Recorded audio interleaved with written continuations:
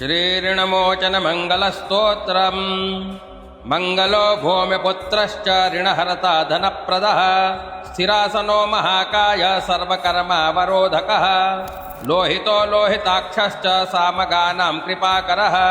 धरात्मजः कुजो भौमो भूतिदो भूमिनन्दनः अंगारको यमश्चैव सर्वरोगापहारकः वृष्टैकर्तापहर्ता च सर्वकामफलप्रदः एतानि कुजनामानि नित्यं यः श्रद्धया पठेत् ऋणं न जायते तस्य धनं शीघ्रमवाप्नुयात् धरणीगर्भसम्भूतं विद्युत्कान्तिसमप्रभं कुमारं शक्तिहस्तं तं मङ्गलं प्रणमाम्यहं स्तोत्रमङ्गारकस्यैतत् पठनीयं सदा नृभिः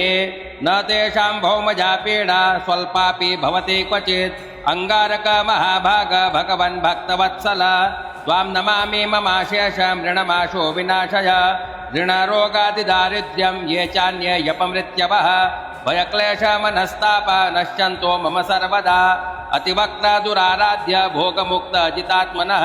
तुष्टो ददासि साम्राज्यं रुष्टो हरसि तत्क्षणात् विरिञ्चि शक्रविष्णूनां मनुष्याणां तु का कथा तेन त्वं सर्वसत्त्वेन ग्रहराजो महाबलः